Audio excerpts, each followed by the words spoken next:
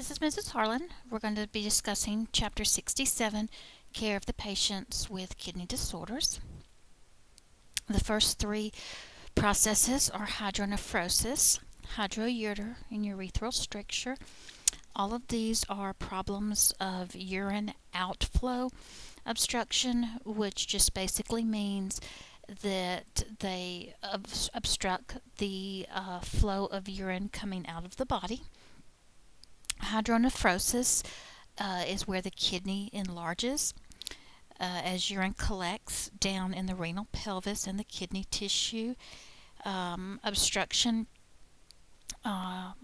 in the hydronephrosis actually occurs pardon me, right in the kidney or in the neck of the kidney up towards the kidney area.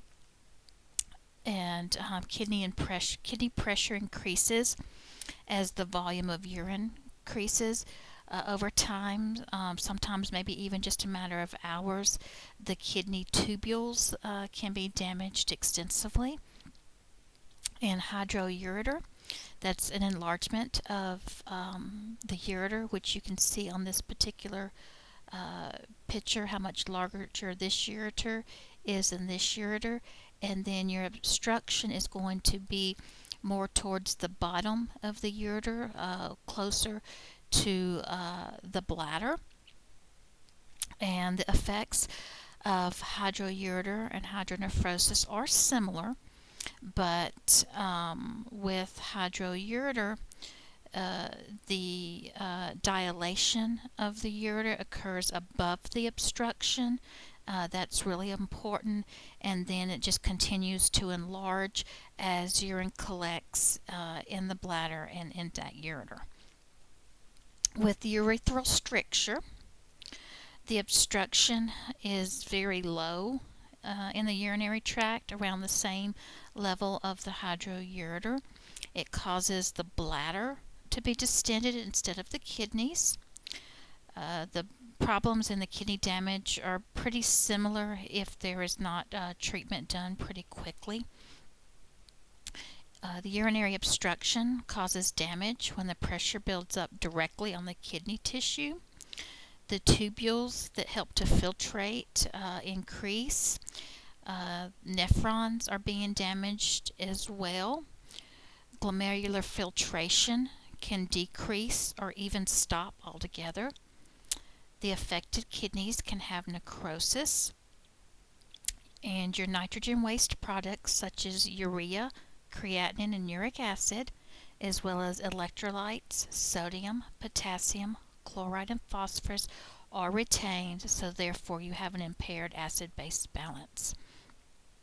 In patients with cancer, the obstructed ureters can result from the tumor themselves, radiation, or sometimes even surgical treatment. So you can see where it would be very important for early treatment with anybody that you feel like, or the physician feels like, has hydronephrosis, ureter, or urinary stricture, to prevent permanent kidney damage. Permanent kidney damage can occur in less than 48 hours in certain patients, and then several weeks in other patients. Some interventions that can be done to help correct this problem and help with your assessment. Urological interventions include a cystoscopy, which is where the physician will go in there and use a basket to collect the stone and relieve the obstruction.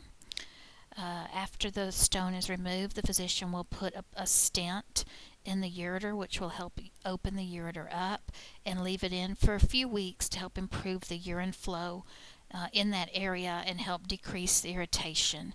The stent is later removed by having another cystoscopy procedure. Radiologically, things that can be done are nephrostomy. Nephrostomy tubes are placed surgically in through the on the side of the abdominal walls. They're placed directly into the bladder, and most nephrostomy tubes will empty out through the skin into a bag on the outside of the body. There are some nephrostomy drains that directly enter into the kidney and then extend into the bladder, but the majority of them will drain urine out to a bag outside the body. For this procedure, the patient is kept in PO for 4 to 6 hours before the procedure. Clotting studies like a PT and a PTT will be done and should be normal or corrected if necessary. The physician will want the patient's blood pressure to be as low as it possibly can be, so additional medications may be needed because this patient does receive moderate sedation for this particular procedure. And realize that in a healthy person, the urine is sterile, and it remains sterile as long as there is no obstruction to the urine passage in the kidney and urinary tract. So when you have any type of a structural abnormality, the risk for damage as a result of infection is greatly increased. All a urinary tract infection is an infection that is an infection in this normally sterile system.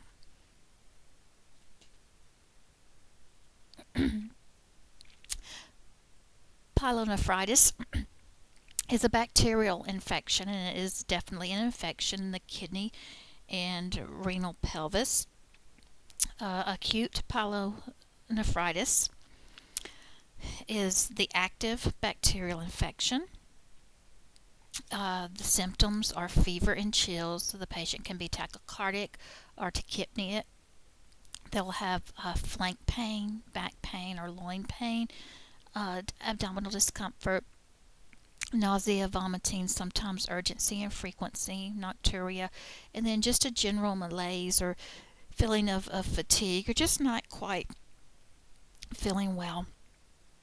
With acute pyelonephritis, it involves tissue inflammation. The tissue is just really angry, and there can also be a possibility of an abscess formation. Abscesses are just pockets of infection, and they can occur anywhere in the kidney. The infection is scattered within the kidney, and healthy tissues can lie next to infected tissues. Because of the inflammation, fibrosis and scar tissue develop. Scars can develop in the interstitial tissue. And then there is a reflux of infected urine from the bladder back into the ureters. And that is what is responsible for most cases of chronic pyelonephritis, which we will discuss in a minute, is that reflux from the bladder into the ureters. Inflammation and fibrosis can lead to deformities in the renal pelvis, and then repeated or continuous UTIs or infections can create additional scar tissue. As a result of all of the scarring and repeated inflammation, the filtration, reabsorption, and secretion are impaired, and the kidney function is reduced. Acute pyelonephritis generally will clear up with antibiotics, but the patient must remember to take all of their antibiotics, and these patients are frequently hospitalized to get IV antibiotics. Key features of chronic pyelonephritis. Chronic pyelonephritis results from repeated or continued upper urinary tract infections. That means they're around the kidney and upper ureters. It often occurs with a urinary tract defect, like with an obstruction, or most commonly, again, when the urine refluxes back from the bladder up into the ureters. And all reflux is a reverse in the upward flow of urine. Instead of it coming down from the kidney to the ureters to the bladder, it goes back from the bladder to the ureters to the kidney. In pyelonephritis, your organisms move up the urinary tract into the kidney system, and then they may get into the blood as well and cause a systemic blood infection. The bacteria trigger an inflammatory response, which causes the acute pyelonephritis, and then you have local edema. So a couple of different features of chronic pyelonephritis is anytime you have a sudden onset of hypertension or high blood pressure in a patient, an inability to conserve sodium, so these patients are hypernatremic. They have a decreased ability to concentrate urine, so they're having a lot of nocturia at night, and then they tend to develop hyperkalemia and acidosis.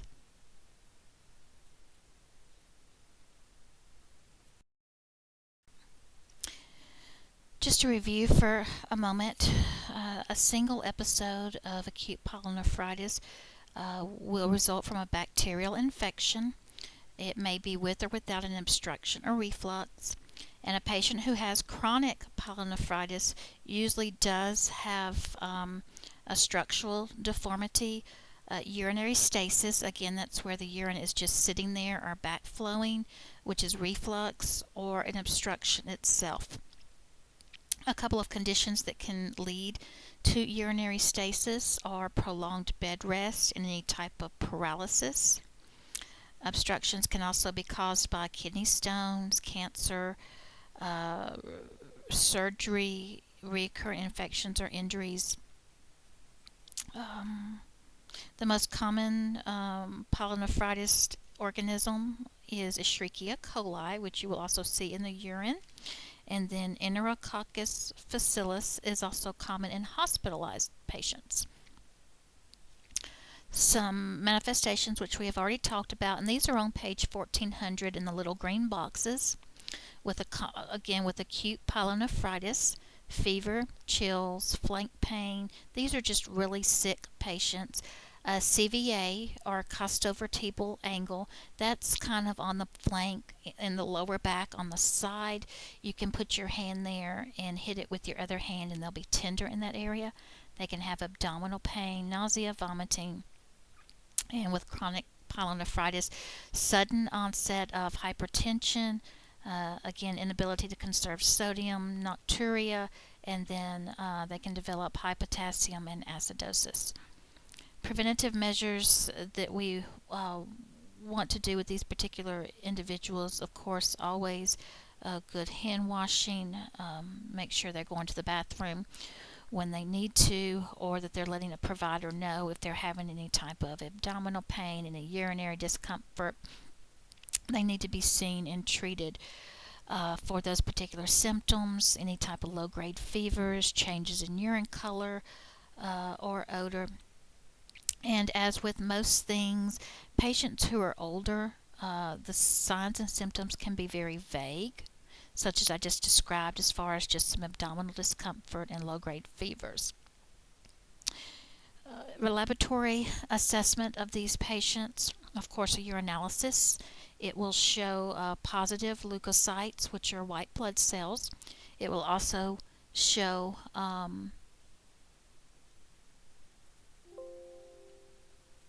I apologize, it will also show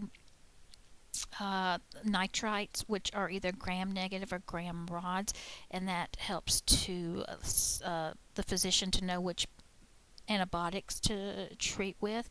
Sometimes there may be occasional red blood cells, and protein can be present. Blood cultures are obtained as well to see what type of organisms may be roaming around in the bloodstream. Another blood test is a C-reactive protein, or a CRP, and then a sedimentation rate, and that helps to determine the presence of inflammation.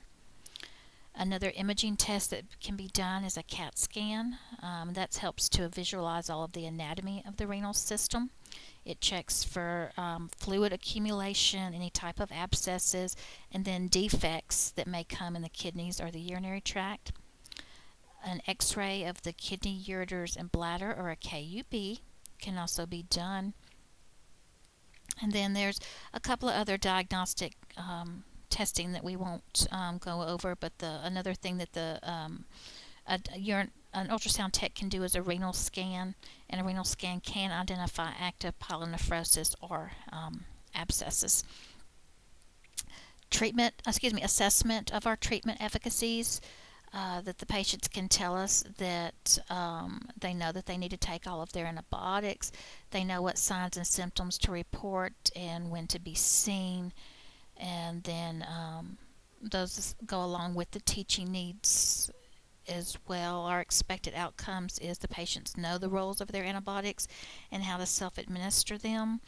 They also know that they need a really good, adequate nutrition, plenty of fluids. These patients should be having at least 2 liters a day to drink. And what that does is that helps to dilute the urine unless they have other health problems like CHF or COPD that may require fluid restrictions. We want them drinking. A lot of these patients are in the hospital, so they're given IV antibiotics for several days to help achieve really good, adequate blood levels. And then we just want to, if the patients have to have surgery, we want to teach them why they're having surgery, the expected outcomes, and how they can kind of participate in their care. A couple of surgical options are a pyelolithotomy, which is just a stone removal from the kidneys, and a nephrectomy, which is an actual removal of the kidney. Pyelolithotomy is needed for removal of large stones in the kidney pares that block the urine flow and cause infection. Nephrectomies are always a last resort when all other measures to clear the infection have failed.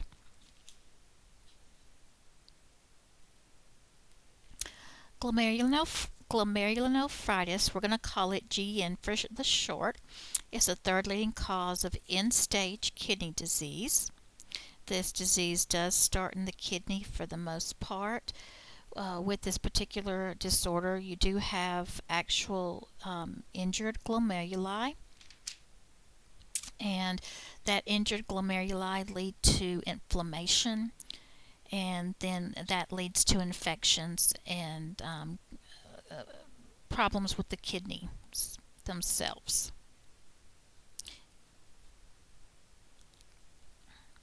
Acute GN, depending upon where the disease starts, the different types of GN have specific pathophysiologies and specific signs and symptoms, and it is linked to what causes the injury to the glomeruli. It can result in hematuria, proteinuria, a decreased GFR, that means those glomerulars are not filtering the way they need to, edema, and hypertension. The extent and the duration of these kidney injuries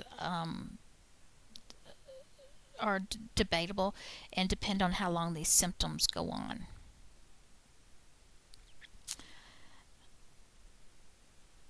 An infection can occur within days or weeks. The main onset of signs and symptoms is about 10 days from the time of infection. Usually most of these patients recover pretty quickly from acute GN. This is also labeled acute nephrotic syndrome, if you see that word as well. Most causes of acute GN are infectious. There are tables on page 1402 that goes over the infectious causes of it. Some of them are Rocky Mountain spotted fever, measles, mumps, syphilis, toxoplasmosis, varicella. Then there are some secondary causes, which again are on page 1402 as well. I won't go into all of those. Some physical assessments that we need to be looking at is to look at the patient's skin for recent lesions, including body piercings. You want to assess their face and eyelids and hands. Assess for fluid overload, circulatory congestion. This can present as edema. Look at their labs, their sodium and potassium. Ask about any difficulty in breathing, shortness of breath. Listen to their lungs for crackles. And also listen for the S3 heart sound, which is a gallop rhythm. And then, of course, the neck vein distension. Want to check about their voiding patterns, any change in the urine color, volume, clarity. They may sometimes have microscopic blood in the urine, and they will also describe their urine as a smoky, reddish brown, or rusty color. And also, dysuria or oliguria can be present, so make sure we are weighing these patients to assess for fluid retention. Also, take their vital signs, as a mild to moderate hypertension can occur with acute GN as a result of the fluid and sodium retention. These patients can have some mild fatigue, lack of energy, anorexia, nausea, and vomiting, especially if they have a severe kidney impairment or uremia. Your urinalysis will show red blood cells and protein. Of course, you always want the early morning specimen because that is when the urine is most acidic and most of the elements are intact at that time. Also want to do a GFR rate and then probably a 24-hour urine.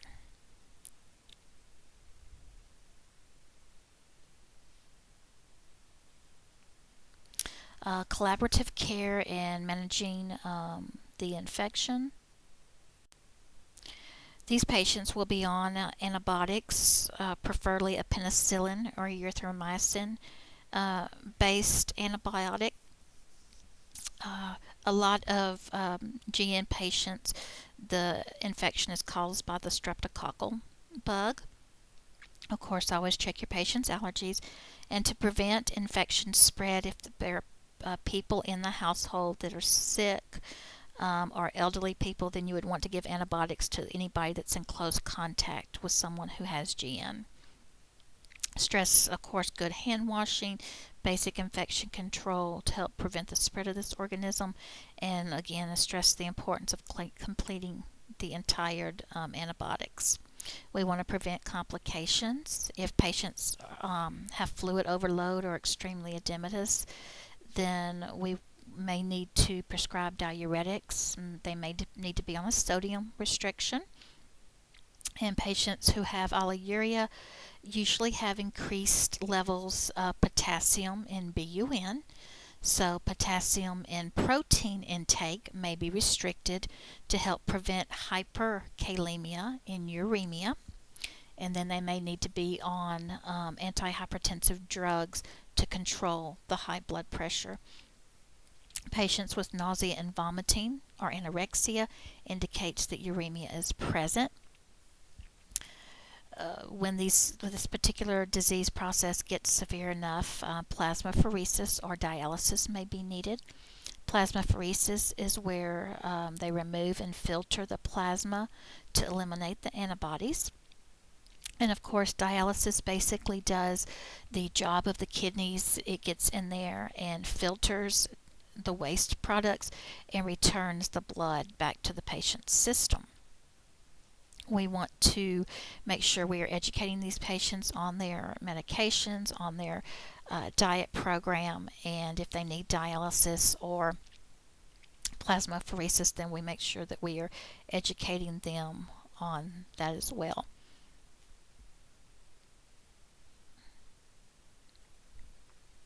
Chronic glomerulonephritis can develop over a period of 20 to 30 years. Nobody really knows what causes it. The exact onset is really never identified. The major signs and symptoms that we see with this are mild proteinuria, hematuria, hypertension and fatigue, and some occasional swelling. There are changes in the kidney tissue which result from the hypertension, infection, and inflammation because there is poor blood flow to the kidneys. So then our kidney tissues atrophy, the nephrons are reduced, and then a lot of times these particular patients may have kidney biopsies so that we may see those changes of atrophy in the glomerulus. The loss of the nephrons reduces the filtration that the glomerulus can do, so then hypertension is present. We have some sclerotic renal arteries that are present, and then all of this damage allows proteins to enter the urine. Chronic glomerulonephritis always leads to end-stage kidney disease. The biggest thing that we can do for this is, of course, to give medications and readjust their habits to help slow the progression and to help prevent complications. Diet changes to make sure they're on a good, healthy diet with extra protein. Fluid intake, as long as they don't have swelling or edema, then we want to make sure that they have some extra fluid.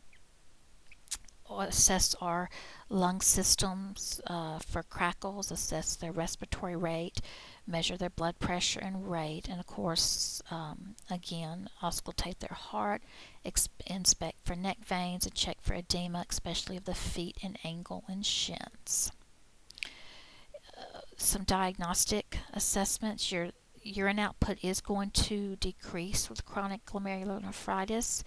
The urinalysis will show protein, and then your specific gravity is going to be diluted, and it's generally around 1.010 despite the additional fluid intake, and then you may have red blood cells in your urine.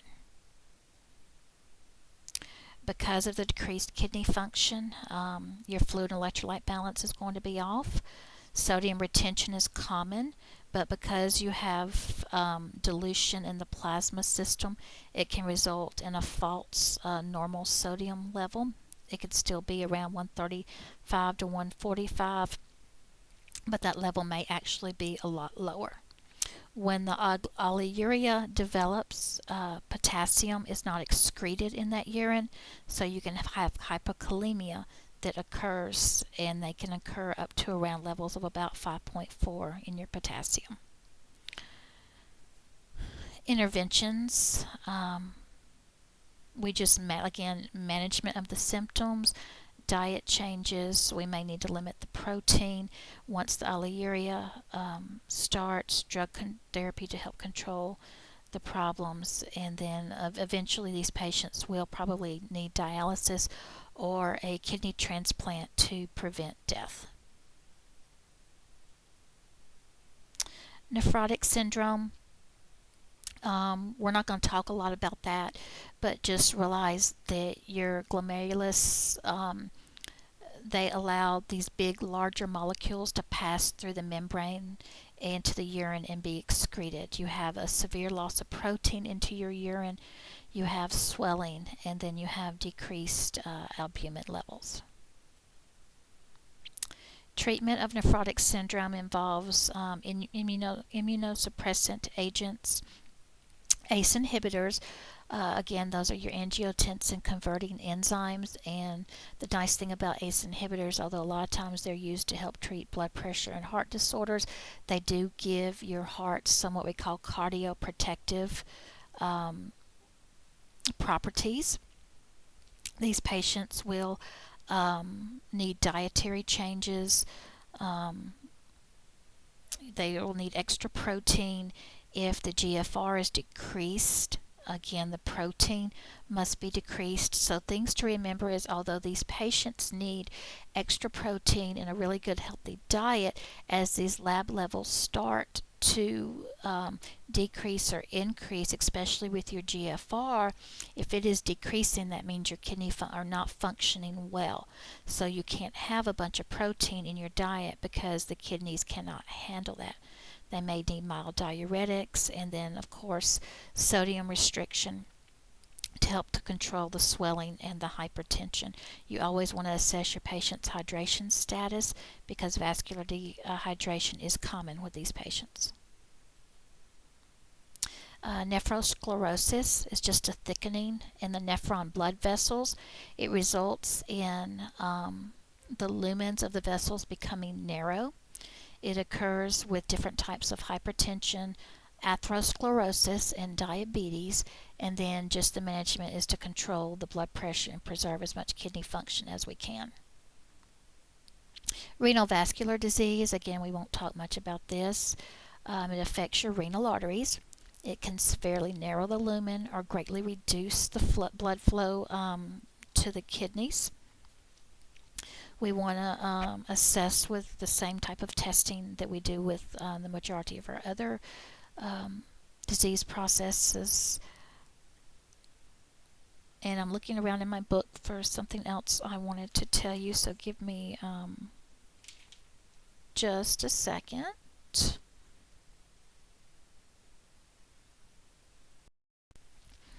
The particular patients with renal vascular disease will often have an onset of sudden high blood pressure, particularly in patients older than 50 years, but with no family history of hypertension.